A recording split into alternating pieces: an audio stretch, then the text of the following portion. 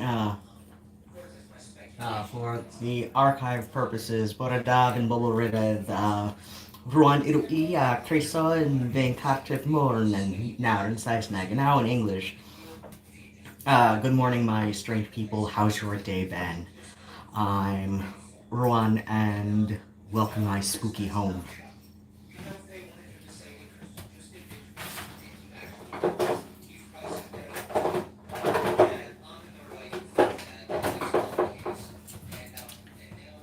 Yeah, I mean, for the next 3 weeks, thereabouts, it is, anyway. And after that, it looks like maybe my friend Kayla, who is in a bit of a situation of her own, uh, she and her wife, that's a common enough name amongst people a little bit younger than myself, so I'm not going to worry about it too much right now since she's one of at least 3 named such on my friends list on to Farce board. And anyway, so oh.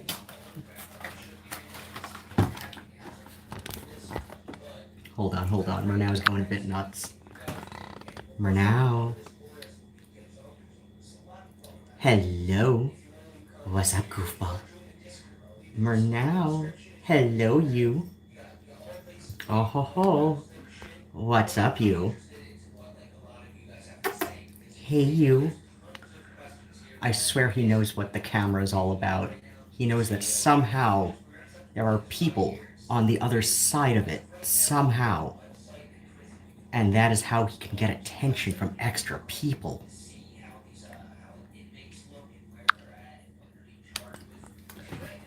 Yeah, he's a little goofball. So, yeah, this month's color, we've got a Garnier Teal Forest, deep intense teal, number TL1. We recommend coloring every 4 to 6 weeks. Clip and save your shade after writing down the month and day.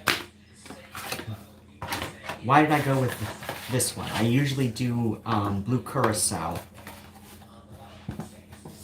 which is... Oh, okay, I guess I did have blue curacao. I thought that was a dark iris. Oops. Oh well. Yeah, okay. I thought I was without and was unable to get it since for some reason at the Target near me they stopped carrying it. So I have to go to the Target on the other side of Ann Arbor. The one near me, depending on the side of Carpenter Road, is technically Ipsy. So, yeah, there's that.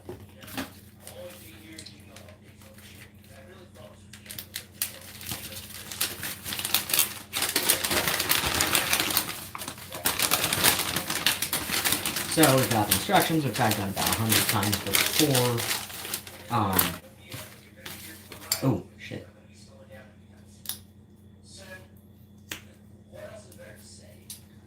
I'm gonna put this in a... I've got a silver cup where I put all my rings when I shower. So, I've already... Ooh, I guess I should have asked them to, clean my rings. Last time I was... I'll be at Abracadabra again soon enough, because there's my, my Claudia from my stepmother that I had them, re-weld. So, this one is Dark Moonstone. I bought the setting. The setting's antique. I want to say 1920s or 30s. But I bought it as just the setting from eBay, and I had it set with Dark Moonstone at World of Rocks in downtown Ipsy. It's just a couple of blocks from here. And then there's this other one. I believe this setting is indeed Victorian, so we're looking at like no later than about 1905, I believe. If it's not Victorian, it's early Edwardian. And so yeah, and this was set with blue kyanite. I knew blue kyanite could polish up pretty nicely, but I I wasn't I wasn't quite sure because I know blue kyanite is one of those that, at least in its rough state, will chip very easily. And I think this one has chipped at least once since I've gotten it back. But no, I haven't taken a picture on Instagram of this one yet. But I do love it. I do. I love it, and I will be taking it soon because they know me there, and they know that I like to photograph my. Well, they knew that I photographed the other ring for Instagram, and they know I like to support the local people and all that. So, yeah, as far as the day goes, I don't know. I don't even know why I set this to live stream right now, other than habit, I guess. I did so the last couple of times, so.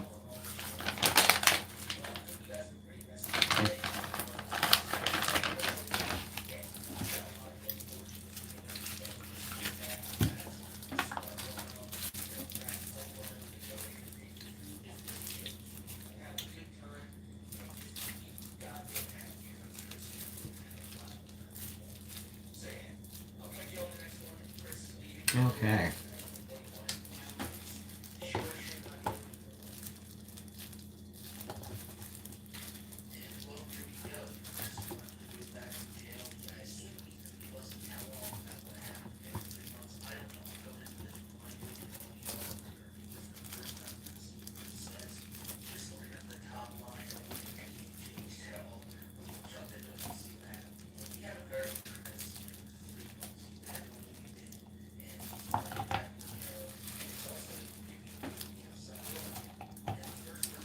Okay, so I've exhausted this of hopefully everything inside of it. And I don't know why. Oh, hey, this did break off cleanly. That's a first in a while.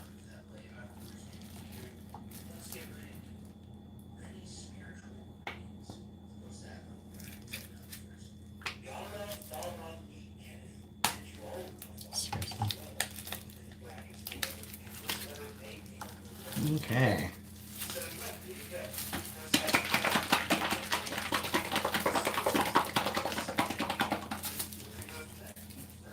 So, at Tenetco this Monday, being the 1st of August, which it's already the 1st of Monday in several time zones. So, the 1st of August. Did I say the 1st of August or the 1st of Monday? But yeah, it's already the 1st of August in several time zones. So, yeah. This is factory at Necto's something like 18th anniversary. If what passes for a local goth industrial night in the Ann Arbor Ipsy area were a human, it would be old enough to vote. It would be old enough to go to the club. Right? Oh, hey, we've got one person apparently in chat. No likes yet, but if you are indeed here, please say hi. Let me know you're on and watching this nonsense. And now it says you're gone. It is okay. I had no plan when I started live stream. Oh, now it's saying you're back again. I had no plan when I started live streaming just a few minutes ago, so. I mean, I barely had a plan of what I wanted to say when I streamed a little, like, week and a half ago going on, whilst making cupcakes that failed on me twice.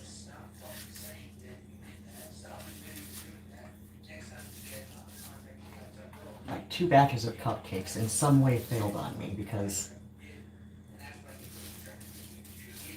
I forgot how badly humidity can warp things with baking, and therefore did not make adjustments. So, shit.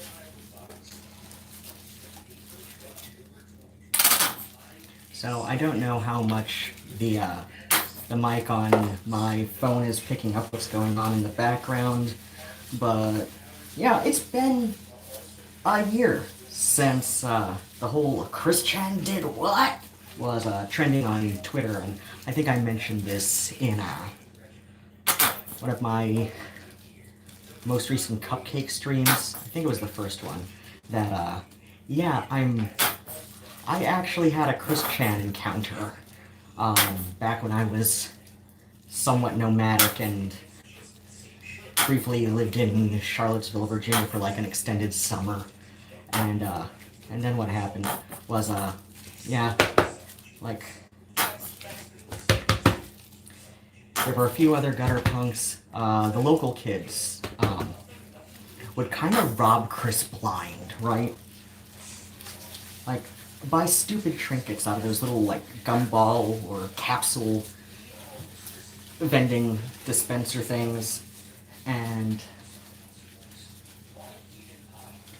you know, stuff that even back then would cost, like, $1 max. Most of them, like, 50 or 75 cents. A lot of them just a quarter if it was, like, one of the sticker dispensers, but whatever. And then sell them to Chris if it was Pokemon or anything with Sonic the Hedgehog for like $5 each. So like absolutely insane markup, which of course, you know, Chris would gladly pay because far less socially functional autistic than they wish to believe. Especially back then, because, like I said, I believe in my cupcake stream, like, when Chris was diagnosed as high-functioning autistic, this was like the mid-'80s, when the standard for high-functioning autistic was Rain Man, like the titular Rain Man from the movie, and I know that there's, like, you know, like, a bit of back and forth about, like, oh, well, first off, like one of the main guys who inspired the character turned out wasn't even autistic. They now believe that he had some other kind of syndrome that fits better. But at the time, that was the diagnosis. So it's like, well, what are you gonna do, right? But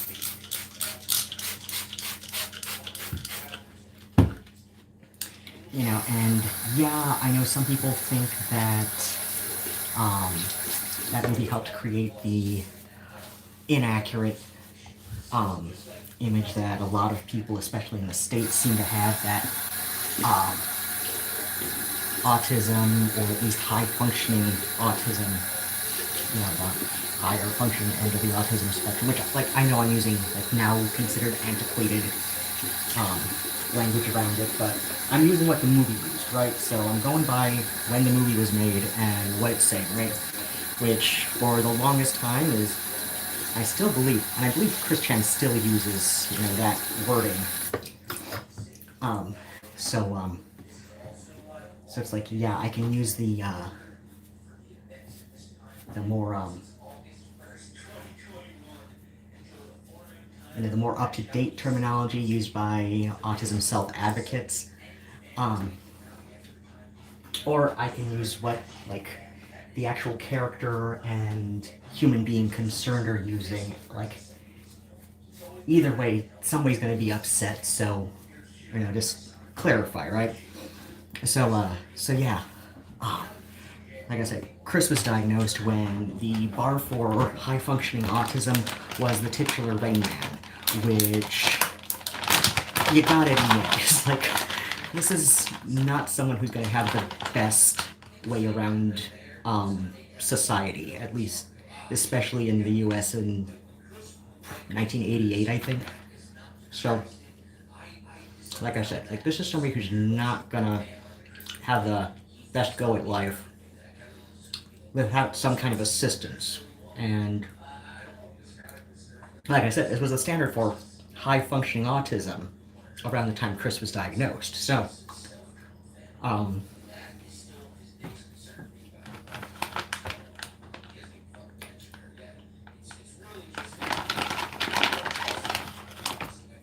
so yeah, like, since Asperger's got melded into ASD, it's like, I know self-advocates like who discourage the high functioning versus low functioning dichotomy for a number of reasons. Because, well, I think one of the reasons that really stuck with me that somebody explained was that it comes down to how comfortable non-autistic people are around somebody on the autism spectrum, whether, they would be considered high functioning or low functioning. And I'm like, well, okay, at least that makes sense, right? Yeah. And at least it does suggest that, it's got nothing to do with mental faculties as far as intellectual potential, which I think was considered. Well, I know that a primary distinction, when there was still, like, the diagnostic distinction with Asperger's, was that these were people who could more easily integrate into society. In fact, like, I know that the end result was still that many autistic people under the Third Reich died, but Hans Asperger, thus the name Asperger syndrome, he made this distinction, like, initially, like, in his notes, this distinction was made because he noticed that people who could more easily integrate socially, but otherwise had all the telltale autistic traits, he made that distinction because he didn't want as many deaths, on his conscience, right? It was like, I understand that, like, he was in a damned if you do, damned if you don't position, right? And so he made this distinction in this least harm principle, I guess you could say. And yeah, I know that's, like, still pretty nasty that, many deaths were on his diagnostic distinction between Asperger's or between autism and those who could, socially integrate more easily. But like I said, I'm also trying to think like, okay, this is the position he was in when, you know, so, and like as a doctor, like he did, like make a pledge to do the least amount of harm possible, right? And like I said, he was like in this damned if you do, damned if you don't position. Like we can talk about this all in the abstract this many decades after his death, but like you got to think like, okay, where was he at? Like how was he thinking about this? And yeah, it's like I said, like it's still like a shitty thing either way. Either way, there will be people dying. It's just a matter of like how many more, right? So where was I going with this? Oh yeah, yeah. So yeah, like I could tell that like like these other gutter punk kids who like were very close to my age, like a couple were like same age as me, one or two maybe a year older. There were a few that were definitely younger. Don't get me wrong, but like everybody who was about my age, like like still a lot of them were just like rob Chris blind, right? And I felt bad for the poor dope. I really did, and like I say the poor dope in the best possible way, like how I refer to my late cat, Mr. Midnight, as a poor dope, because Mr. Midnight was perplexed by the treat balls. Like before he died of kidney failure, it was like very sudden onset, especially for a cat. But it's also possible that he was a bit older than originally estimated. But that's neither here nor there. It's like I will refer to my late cat, Mr. Midnight, as a poor dope because he was confused by the treat balls, right? Like Nigel figured out the treat balls basically on his own. I gave him a couple different treat balls. He figured them out on his own. Then I adopted Phoebe when Nigel was about a year and a half old, maybe 2.5. Yeah, 2.5. So yeah, then I adopted Phoebe, and Phoebe learned the treat balls from watching Nigel. So, and then I adopted Mr. Midnight shortly after I moved to my last place, and I would give Nigel his treat ball, then Phoebe her treat ball, and then give one to Mr. Midnight, and he's watching the other two, and he's still confused by it, and he can't understand how they're getting treats out of this thing, and he can't, but he does see that there's a hole where treats could, in theory, come out, and he's just there licking at the hole, trying to coax a treat out that way, until, much like Ali Broche on her Hyperbole and a Half web comic blog thing, much like how she describes her special dog looking at her, like, after she puts the treat under a paper cup, and her special dog is just looking at her like she's some kind of wizard, and Mr. Midnight was just staring at Nigel and Phoebe like they were magical, somehow making the treats come out. How do they do that? He doesn't know. And so I got to a point where I just felt really bad for him, so I just twisted the top off and gave him his treats that way. And I'm like, you poor little dope, you tried, you did, you sort of, but just wasn't meant to be, I guess. So yeah, and I know you can say oh, well, that's pretty busted that you're referring to Chris Chan as a poor dope in the same way you referred to your mentally challenged cat as such. And I'm like, yeah, that probably doesn't make it sound quite as nice as I hoped it would, but it is what it is. So yeah, the whole Chris Chan thing, I still feel bad for the poor dope. I do.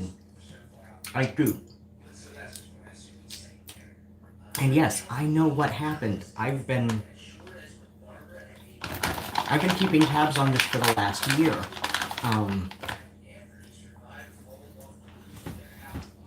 Not as much as I did before. Rogue Internet Man was basically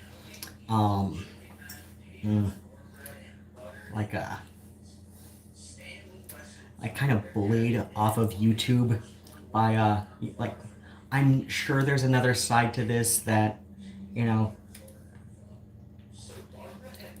goes a bit deeper than Rogue's explanation, but at the same time, like, I interacted with that, with his channel enough. He seemed like a pretty decent guy. I mean, not perfect. He admitted this. He tried to keep his private life private. And that's cool. I respected that. I interacted with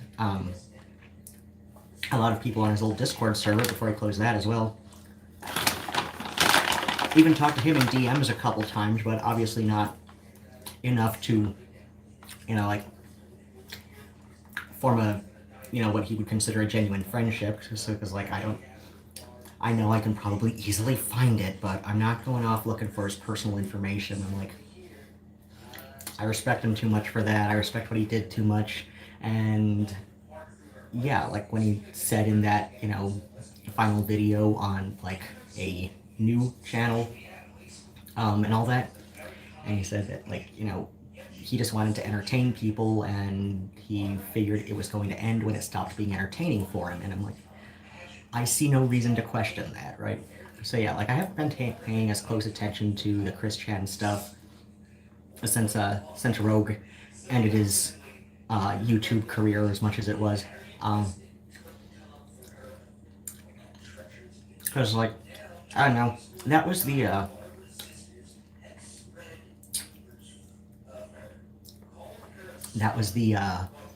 segment of the Christorian community, I suppose, that I kind of vibed with a bit more.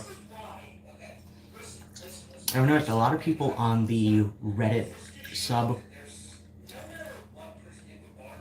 r/Chris Chan Sonichu, I believe. I don't think there are any, like, underscores or whatever in there. I've noticed a lot of people on there are just kind of dumb, right? Like, which, again, like, I mean that in the nicest way possible. R.E. Mr. Midnight and his poor confusion by the treat balls.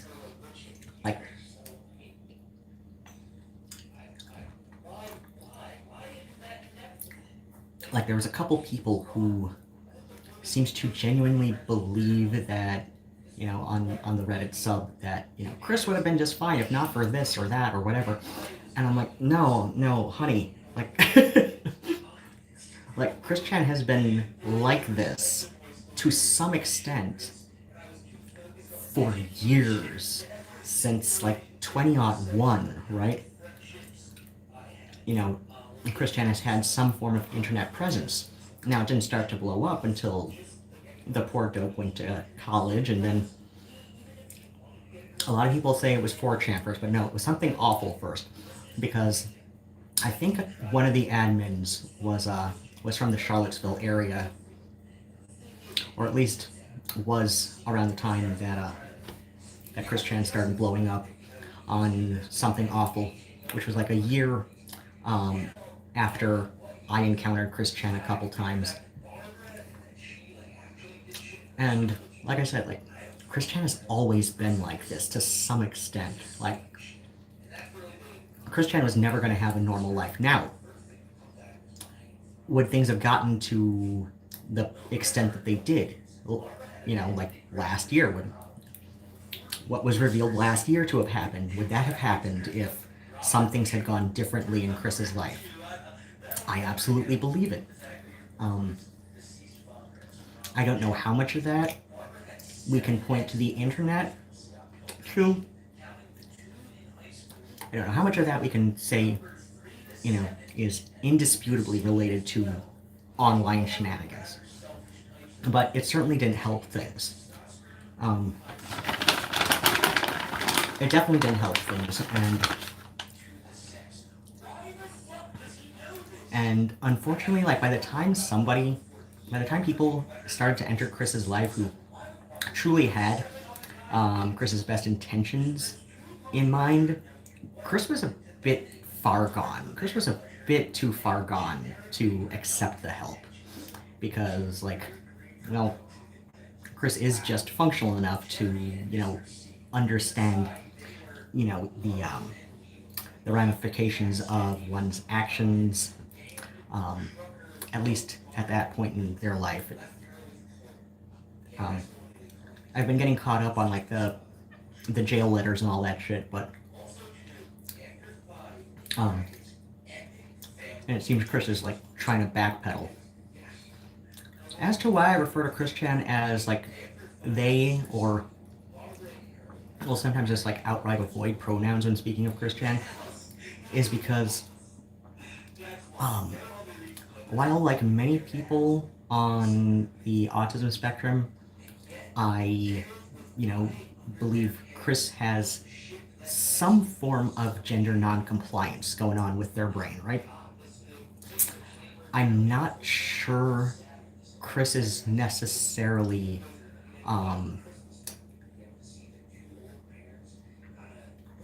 closer to the trans woman end of things, to put it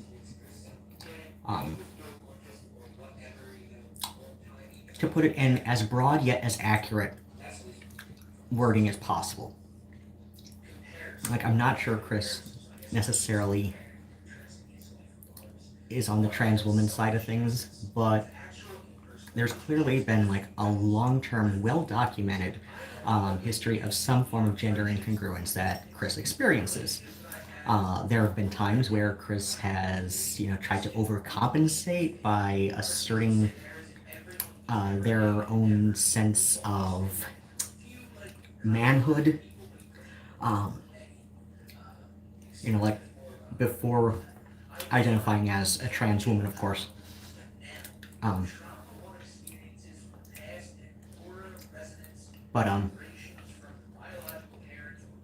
So yeah, like I said, like I think Chris has some form of gender incongruence going on neurologically, like a lot of ASD people do. Does that necessarily mean Chris is trans woman? I don't necessarily think so.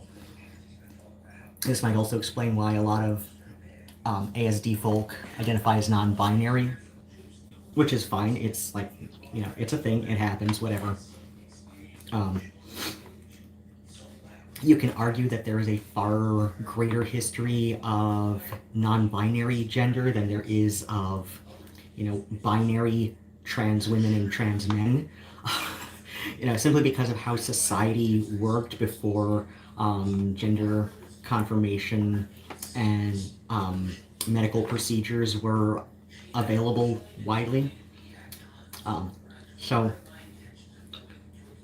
like, yeah, gender has a large social component to it. Does that necessarily mean that gender is all a matter of, like, how somebody thinks about oneself? No, but I think there is, like, just barely enough medical evidence to suggest that it is a form of neurodivergence, which, much like the other, well, not necessarily the other, but just like the main three neurodivergent spectra, which I've explained to somebody else earlier this week, or I guess last week at this point.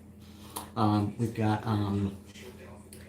ASD, that's probably the most well-known one, so autism spectrum disorder, which, you've got people as relatively easily integrated into society as like Dan Aykroyd. I think he's also got, he's got an old school Asperger's diagnosis. So you've got people like Dan Aykroyd, Courtney Love, another old school Asperger's diagnosis, or Dorian at Uppers and Alters. People who can integrate with socially relatively easily, but there's still some kind of disconnect going on where they approach social situations more analytically and stuff. Like, there's other points, in there as well, but, to people as,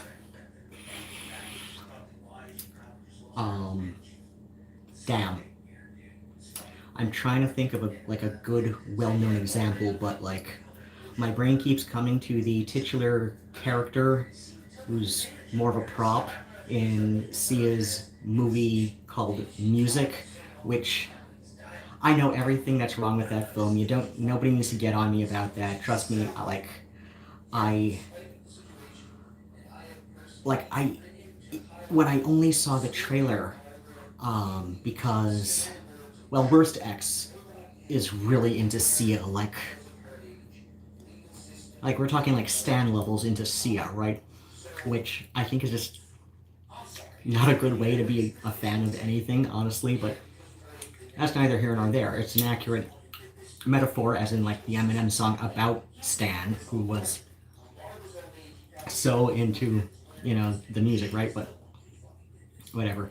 So yeah, it's like, I know that's a bad example, but it's probably like the most famous example of like, like another extreme end of the autism spectrum where, like I said, like on one end you've got people like Dan Aykroyd, Courtney Love, Dorian Bridges slash Upherbs and Ulcers on YouTube, My Best Ex.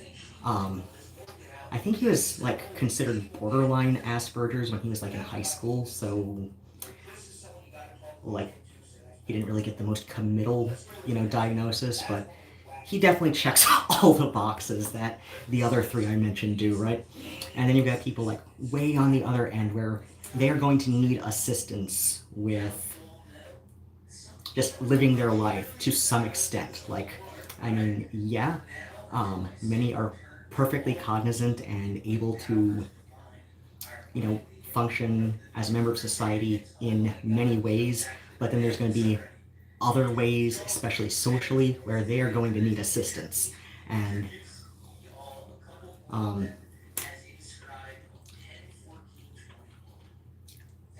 and all that. So yeah, like that's like the main neurodivergent spectrum that a lot of people know about. Then there's ADHD, which I'm on. Oh yeah, my younger sister was also like Chris Chan levels ASD, but because she was a girl, hers was considered kind of adorable, even though she never really got any better than Chris Chan. And ended up as a literal crackhead, and so like she's the one I will refer to as the literal crackhead sister, right?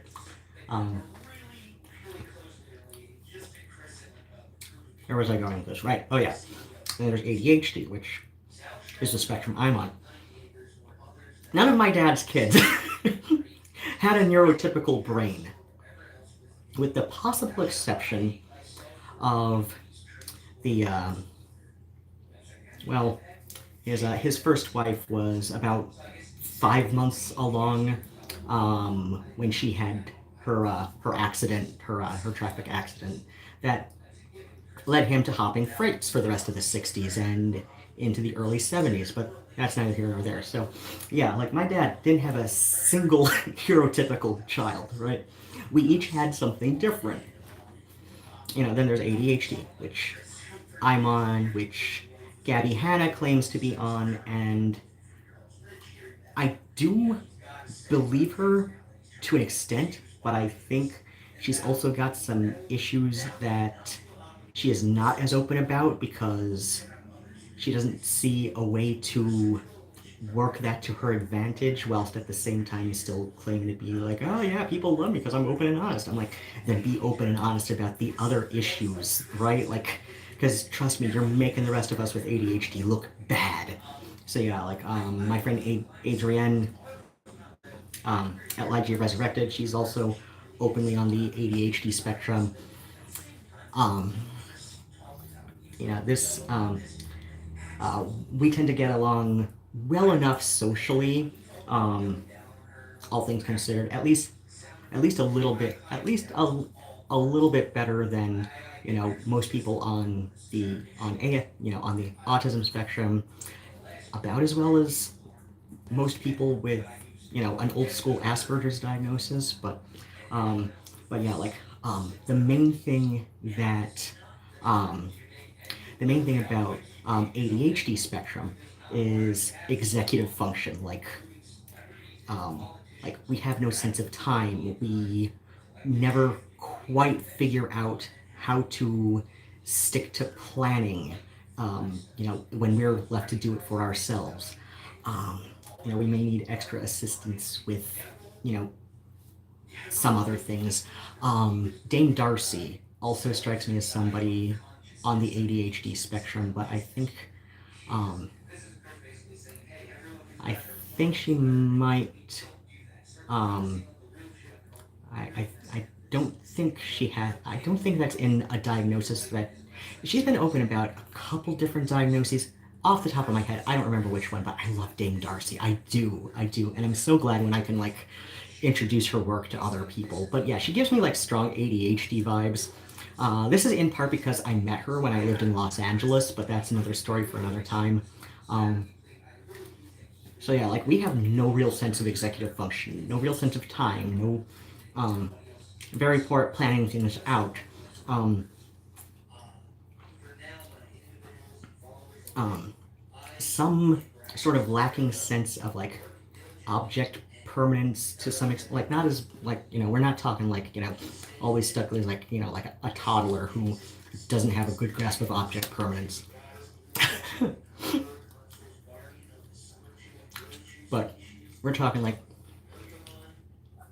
you know, like we're very poor at keeping a mental inventory of things. Um, um, a lot of times we'll work out like this complex system of like notes. I know for a lot of people with ADHD, the act of like physically writing something down by hand will help remember things, right? So it's like, um, and I'm stuck at trying to think of other like famous examples of people who at least are open about having ADHD. Um, you know, like who I legitimate, you know, who seem to legitimately have it, because like I know for a while it's been like relatively, you know, trendy to say, you know, like for like, you know, like actors and musicians to say things. Oh yeah, I'm so OCD, or I've got such ADHD because I, you know, and you can tell that like they're not being serious. Like, you know, this is just like some kind of like quirky trait that they think, you know, they're talking about, when it's like, no, no, this is like a distinctly different way your brain works, right? Um, Impulse control and emotional dysregulation is also very common with ADHD because, you know, and it's not like ASD, emotional dysregulation, um, where um, accurately expressing these emotions can be difficult. It's more like an intensity, like right. It's more like it's more like you know, like it's difficult to, you know, like express our sadness without expressing it like very overwhelmingly, right? So, you know, like that's one of like the primary distinctions between ADHD and ASD, which is, I can see why Chris Chan would claim ADHD. At least, you know, if we were talking about some of the social differences between ASD and ADHD. But at the same time, it's also hard to tell, like, the way Chris Chan expresses emotion when expressing so in this very over-the-top manner. It seems like a learned response, right? It seems almost like acting, like I don't doubt that this is a genuine feeling. It's like the way that Christian has expressed certain feelings in the past. Just, there's something very performative about it. You know, it does. It seems like someone who has learned that because they have difficulty with expressing it accurately, that the only way they can accurately express it is by going over the top, right? Like like bad child actor, you know, expression and emotion, right? That kind of thing. So so yeah, like that's like I said, like that's a point where I'm just like kind of like, okay, like I know Christian claims this, but at the same time, I can see why some people doubt this, because there's something, there's just something about the way that Chris will express this emotional dysregulation that just, like I said, it just seems learned, right? It seems like this is something that they learn to do to compensate um, for having difficulty with expressing it accurately in other ways, right? Like with difficulty with expressing it more accurately on just their own, right? But like still in a way that's relatively appropriate to the situation, all that stuff. But and then there's the schizoaffective spectrum, which you don't see quite as many people talking about, but it's been very well documented for like at least the last 30 some years that people who have like your classic bipolar disorder will often have symptoms of overlapping with or just like borderline-ish schizophrenia, which nowadays like schizophrenia is like a more distinct diagnosis, whereas like for like the first 20, 30 years it was used diagnostically, it was kind of a catch-all for there's something up with this person's brain, we're not quite sure what. So schizophrenia, and then it kind of went the opposite of like the term clinically mentally retarded, right? Whereas like since since that was a more clinical term, it's been learned more that that a lot of such people have are somewhere on ASD. Some have Down syndrome. Some have like Williamson syndrome. I think it was portrayed to some amount of accuracy on like an episode of SVU. The girl with like the slight points in her ears, which I believe that actress had had makeup to make that happen. But yeah, like there are a lot of different syndromes that where like clinically retarded was just kind of like this catch-all. So it's like, okay, well, a lot of these, like, yes, developmental delays in certain areas are part of these diagnoses, but like it's different enough for each different specific syndrome that there's no point really keeping them all lumped together like that. So we can say developmental delays emotionally, or developmental delays with basic logic, right? Or developmental delays with I don't know, understanding more complex concepts, right? So like there's no sense in like calling this all, oh well, there's some mental, clinical mental retardation in here. But so like, but yeah, like schizophrenia, kind of like the opposite happened, where it's like it used to be kind of a catch-all, but then like then like a lot of symptoms just like kept getting grouped together at the time, and they're like, what, this is, there's no, we've been calling people with these symptoms, this for so long, it's kind of become accurate, and we figured out that people who only have a couple of these but not all of the others,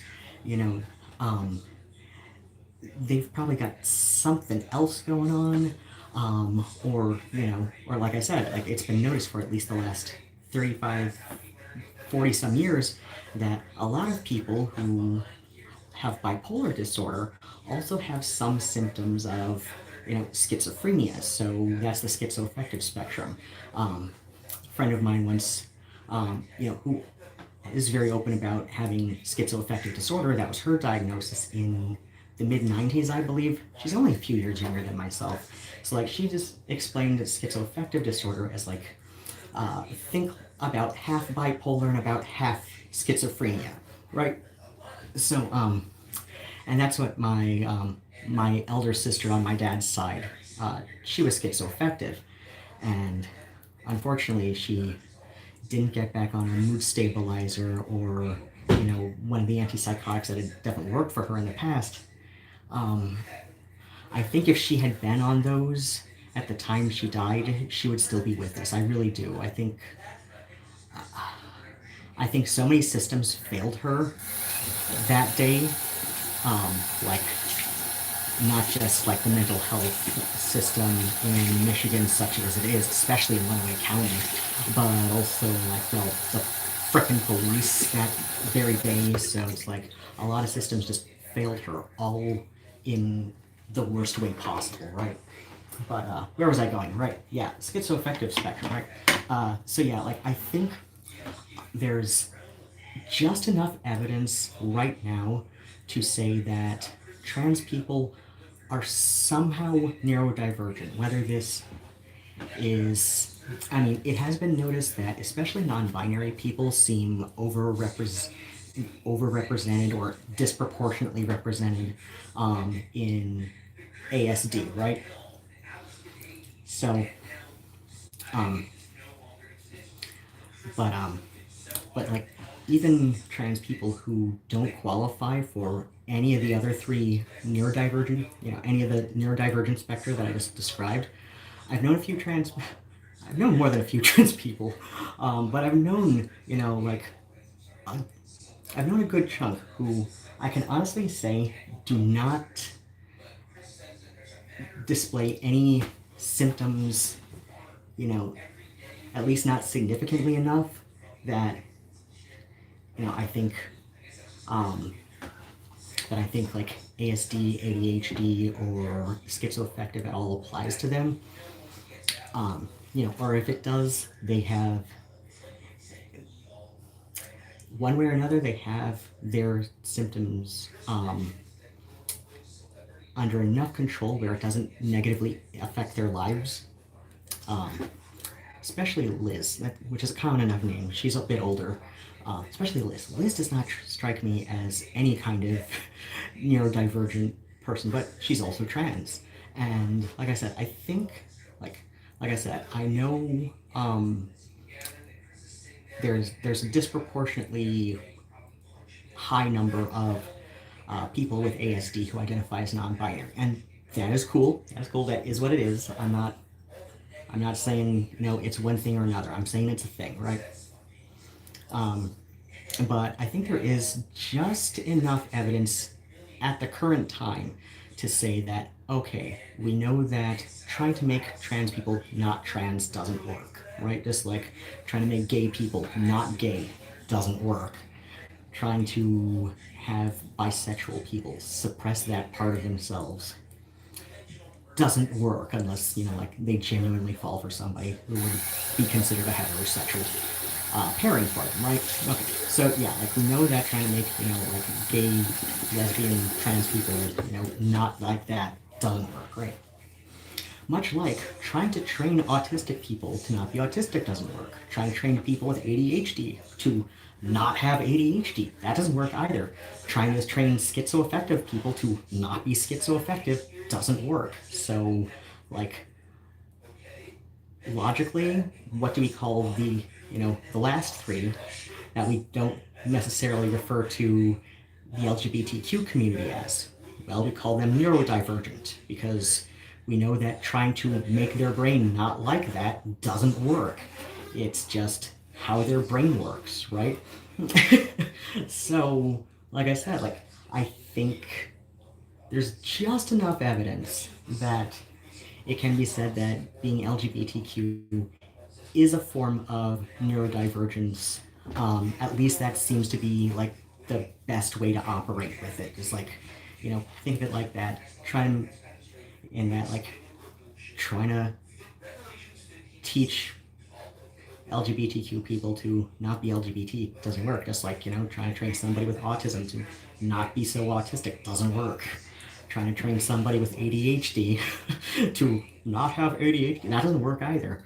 You know, trying to train a schizoaffective person to not be, just don't be schizoaffective. I'm like, no, that doesn't work either. So yeah, where do I go into this? Right, with Christian. So, like I said, like, do I think there is some form of gender incongruence going on with Chris Chan's brain in addition to definitely the autism, possibly the schizoaffective spectrum. I'm not quite as sold on the ADHD just because I've observed Chris Chan like in person, right? And like a lot of, the stuff that people try to point to support their claim of ADHD. I'm like, no, this is not a thing. This is just Chris. Like, trust me, this is just Chris.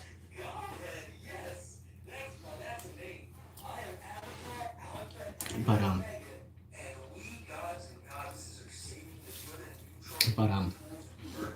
but yeah, like, I don't know. I just think that there's just been so much tampering with Chris Chan's psyche over the last few years, especially this last, the last 5 years before they ended up in jail, right? I think so much tampering has gone on with Chris Chan's psyche that it's difficult to say that, like,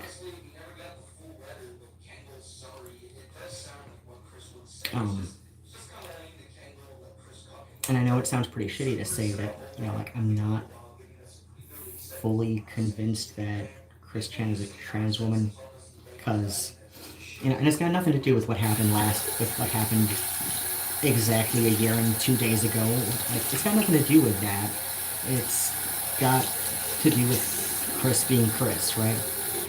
So, like, even before that, I was, like, not completely sold, but at the same time, I'm just like, so few people will put up a stink when you refer to somebody who's kind of ambiguously gendered as they, and a lot of times I will just, like, defer to whatever pronouns the people I'm talking to will use, just because, well, pronouns are more utilitarian than anything, which is one of the reasons I'm kind of with Dr. Avalon is saying that, like, neopronouns just, like, don't make sense linguistically. I'm not saying this to be a jackass, I'm saying this because pronouns exist as a utilitarian function.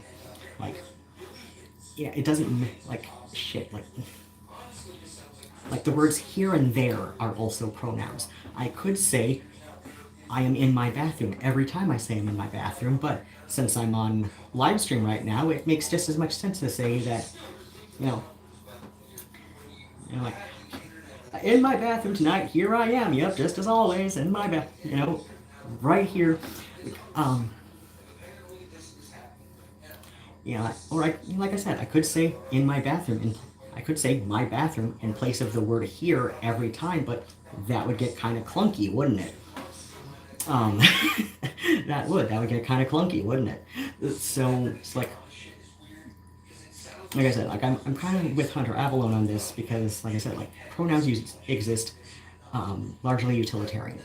They exist in place of a proper noun, or not proper noun, but even just like a general noun. So, like, the whole idea of, oh, this person wants to be referred to as Zim and their self, it's like, but you wouldn't know that unless you knew that person personally. So, yeah, in a weird way, it's kind of like a convoluted form of a nickname at that point, because that's not especially widespread as a gender-neutral pronoun, right?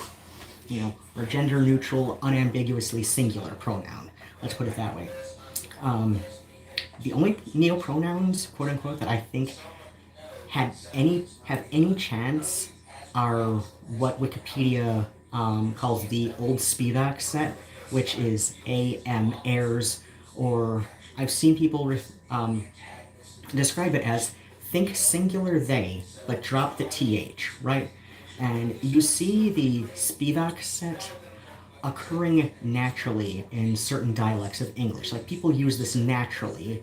They don't necessarily spell it out that way on paper every time, though there is evidence of this being spelled out, like in print, going back to the early 20th century, just like, you put an apostrophe before A or M, like, to indicate that this is a dropped TH when you're speaking of a singular, hypothetical or otherwise unclear person, right? You know, like, oh, take this to the post office and, you know, just give it to him there, right? You know, rather than give it to them there. Take this to the post office and give it to him there, right? Like, people have been saying that for at least a century, right? So like I said, like, those are the only set of neopronouns that have any chance of survival into the common, you know, and proliferation into the common lexicon. But at this point, people seem mostly content with they, them, theirs, right? In spite of the fact that, like I said, there's like about a century of documented use of am errors, you know, like I said, like, think singular they but drop the th, and it's just like, when people are writing that dialect of English phonetically, they would just like put up an apostrophe to indicate a dropped th from they, them, theirs to refer to a singular but unknown or unclear person, right? You know, such as am working at the post office, am there working at the post office, right? So yeah, like, those are the only neopronouns that had any kind of chance into surviving, you know, into like greater proliferation into the common English lexicon, but people just seem to kind of stop using it once the internet, to some extent. I mean, it still kind of survives, but it's like, I've noticed that less and less since the internet. Like, there's no Cleveland Armory book that I read. Was it The Cat and the Curmudgeon or The Cat Who Came for Christmas? It was one of those first two Cleveland Armory books about his cat. Or at least, you know, like, focused with his cat, right?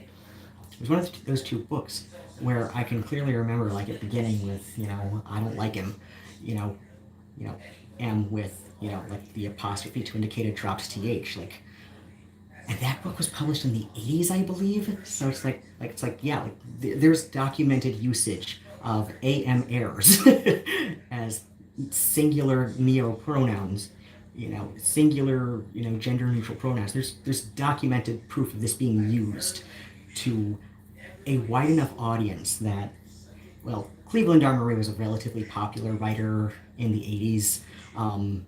He's obviously not retained as much staying power as some of them, but like I said, like, you know, he was popular enough in the 80s. There were other writers I know who used, you know, singular they but dropped the th and, you know, just an apostrophe there to indicate a singular ambiguous person, right? But like I said, like, sometime in the early days of social media, people just seemed to stop using that, and I can't understand why. Like, I can't figure out how or why this happened. Right?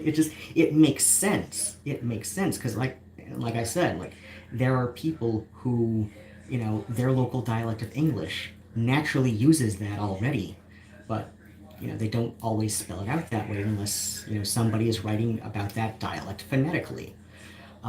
Which, you know, you see.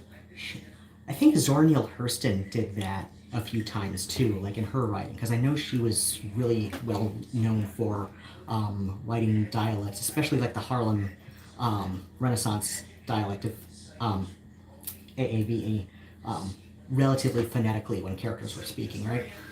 So I know she did that a couple times, and like, that shows how far back this goes in writing, right?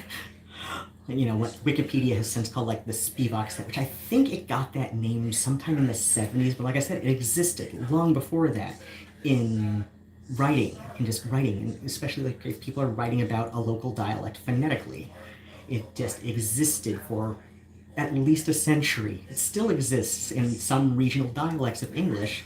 It's just people don't necessarily think about writing it that way unless there's somebody who is writing about, you know, who is writing characters or, you know, quoting real people in a phonetic written form of that dialect. And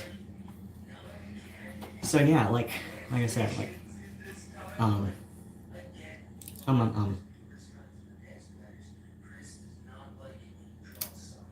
shit.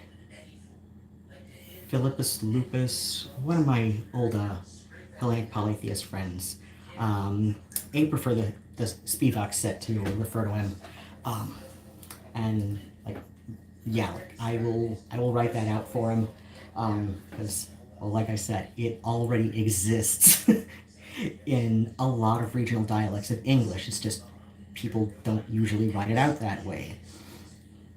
You know, unless somebody, usually from somebody outside that region, let's be honest.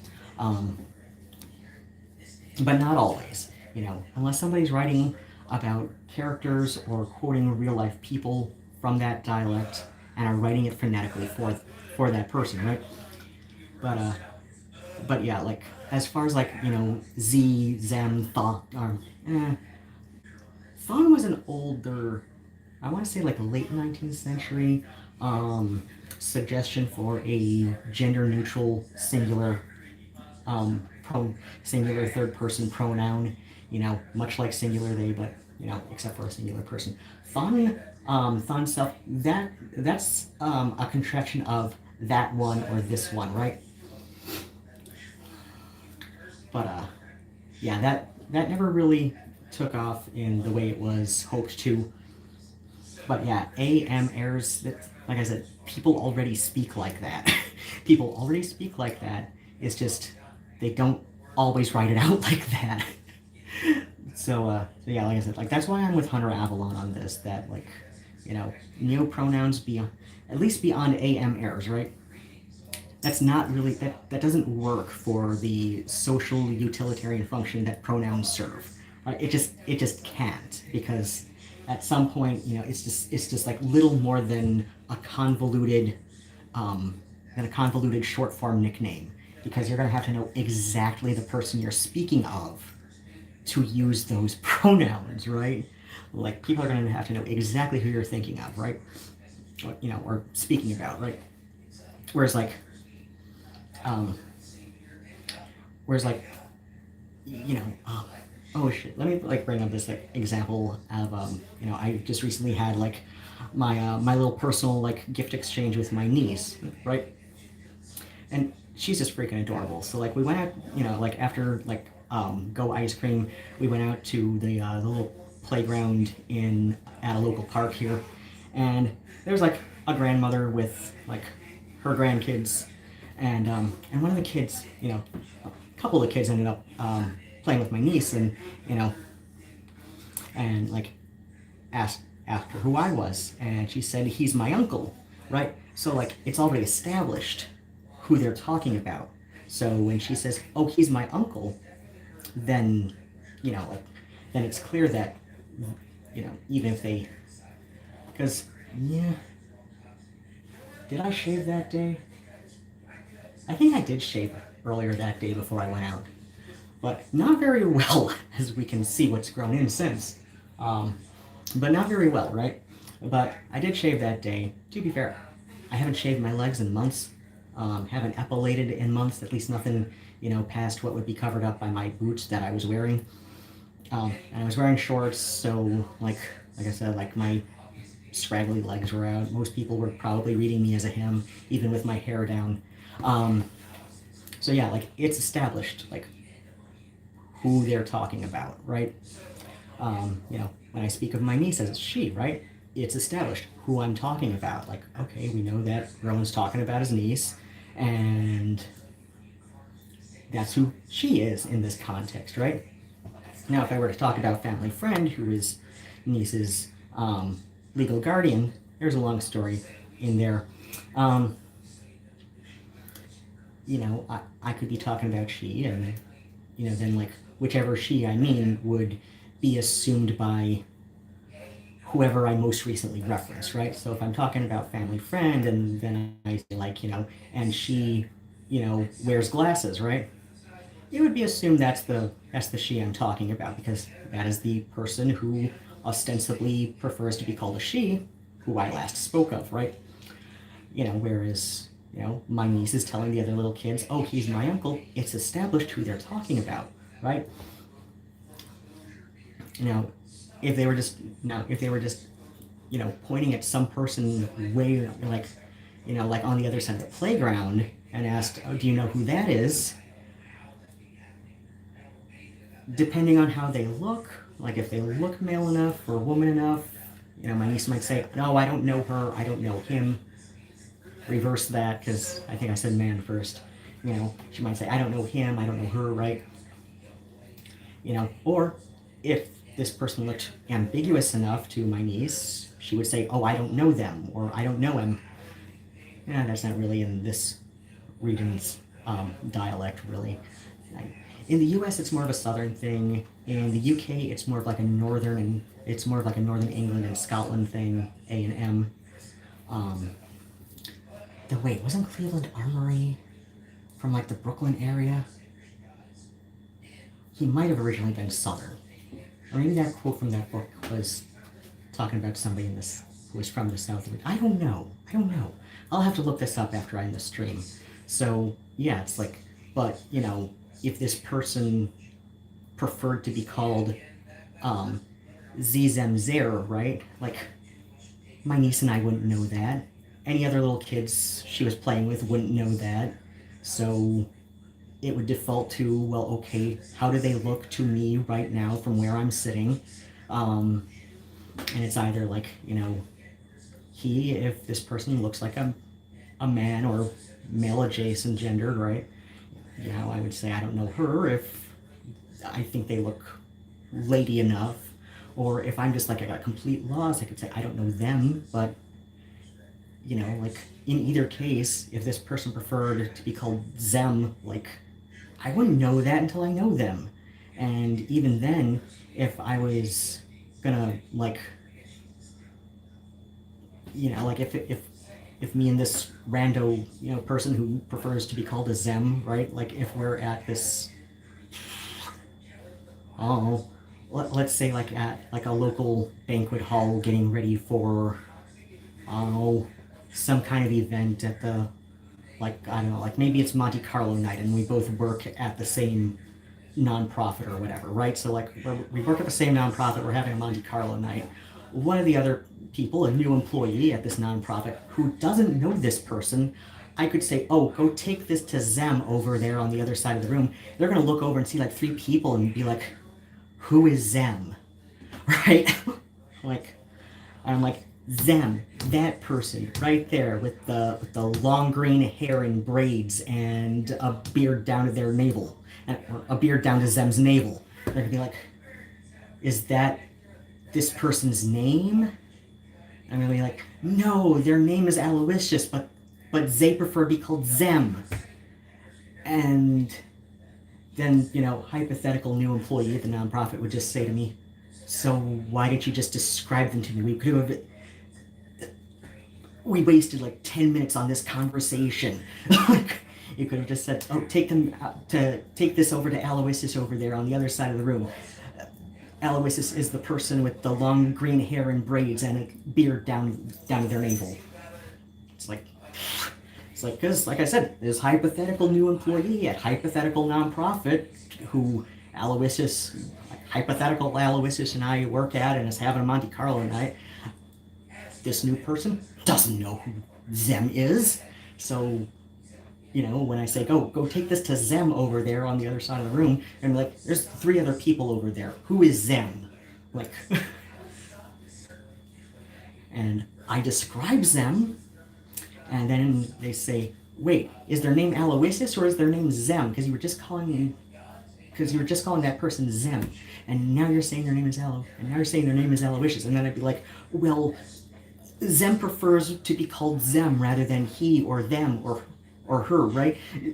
This is their pronouns. It's just like, it's like I said, like Hunter Avallone says, at some point with neopronouns, like I said, like beyond the AM errors, the old Spivak set, which, you know, are like properly named in the 70s, but has been evidenced in writing going back to at least the 1920s as a gender-neutral, you know, singular, if ambiguous, you know, pronoun set, right?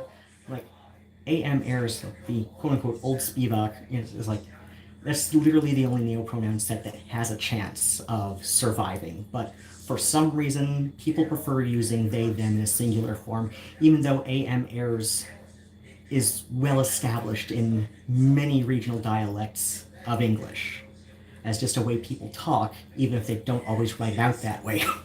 right? So yeah, like I said, at some point, I'm with Hunter Avalon on this.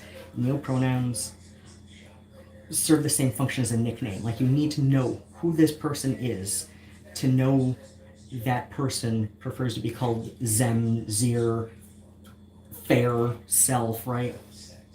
At which point it's like, it's like, at that point it's like, it's a convoluted additional nickname in addition to like whatever other nickname this person might go by, whether, as a shortened, version of a legal name that they use professionally, or a preferred name, or whatever. It's like, at that point it's just like a convoluted additional nickname, more so than pronoun, because, well, pronouns have a utilitarian function, and that is to refer to a person that one doesn't necessarily know, right? So anyway, I've got like maybe 10 more minutes. I should let this set on my head. I've probably gone way over already, but it's a new color. I've noticed that I have a lot of new growth that is like my natural color, which is apparently like a mousier brown than it was when I was younger. But then again, I've been dyeing my hair like, how old am I now? I've been dyeing my hair over 25 years, right? Just put it that way. I've been dyeing my hair for over 25 years. It used to be much brighter auburn. Maybe it would be a brighter auburn if I spent more time in the sun this last couple of years, but that's not happening for a number of reasons. One of them being, I will burn over nothing, especially the older I get. And I've noticed that, like, for some reason, like, sun exposure and therefore I will assume tanning also seems to have like kind of an opposite effect for me than for a lot of other people with psoriasis. I know some people with psoriasis will say, oh yeah, I do like 5 minutes in a tanning bed twice a week, and that helps keep some of the patches under control. With me, sun just like kind of makes it worse. But yeah, so yeah, I'm letting it set on a little extra long because it's a different color. I've got a lot of extra growth. I'd like to take this last 10 minutes to myself. And thanks to everybody who showed up and listened to me ramble on about basically nothing for the last hour and 15, apparently. As always, in the description box, you can find a few places to unload your hard-earned money that may be burning a hole in your pocket. Who knows? I'm not here to judge. I'm just here to say, if you were at least vaguely entertained by this, I've got an Amazon wish list because I had a birthday this last week. Actually, I had a birthday about a week ago, but I celebrated it with my niece a few days ago. So I've got an Amazon wish list there if you wish to show your appreciation in the form of reasonably priced shiny things for me. That would be nice. There's also a PayPal tip jar if you'd rather, or if you have more dollars than cents, but because I'm old.